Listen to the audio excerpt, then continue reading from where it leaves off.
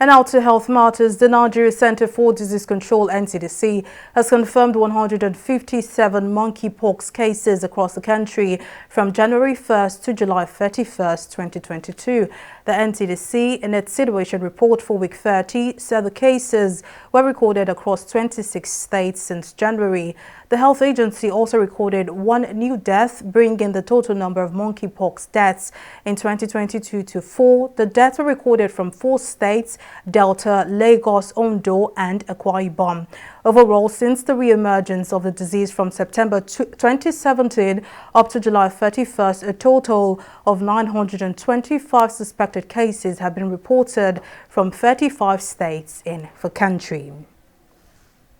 Well, joining us on the news to talk more on this viral infectious disease is Associate Professor, Cell Biology and Genetics at the University of Lagos, Dr. Joseph Minari. Well, thank you for joining us on the news. Now, although this disease is called monkeypox, we understand that it has very little to do with monkeys. Now, tell us about the peculiarities of this disease. Thank you very much. Monkeypox was actually first identified in Denmark, in Copenhagen, and they were actually spotted among colonies of monkeys that was actually kept for research. So that was where it was actually first of all spotted. But the human transmission was actually spotted in 1970 in DPR, Democratic Republic of Congo. That was where this zoonotic virus, zoonotic in the sense that means it can be transmitted from animals to humans. So the first human identification was actually identified in 1970 in Democratic Republic of Congo.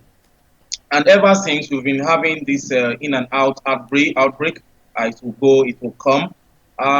Even though the virus is actually a DNA virus, unlike some other viruses that they are RNA, so it's double-stranded DNA, and from a scientific point of view, we feel that that is probably the reason why the transmission rate is probably not be as much as what we have for the viral infections that we already had before, like the COVID-19 virus or the Lassa virus and the likes, that probably are RNA viruses and that can spread much faster than the monkeypox virus.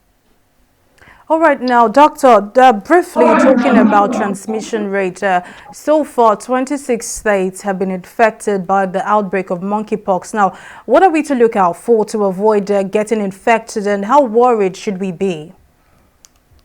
Yeah, thank you very much.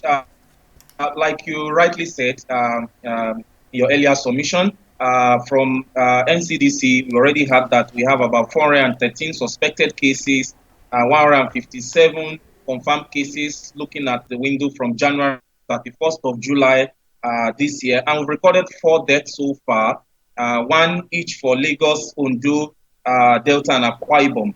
Now, I think we should be worried.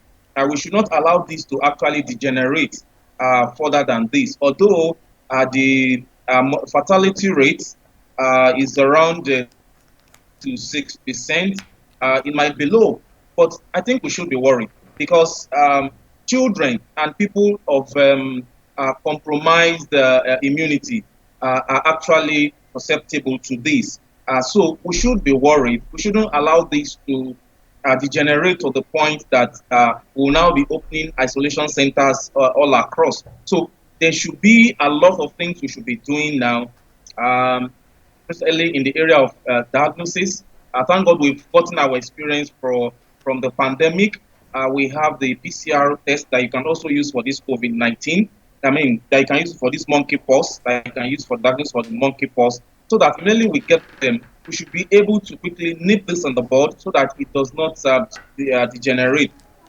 Quite sometimes we've been hearing the escalation here and there in some other countries, but it seems the numbers kept on increasing now. We have quite a number of suspected cases that is still being watched. So I think we should be worried.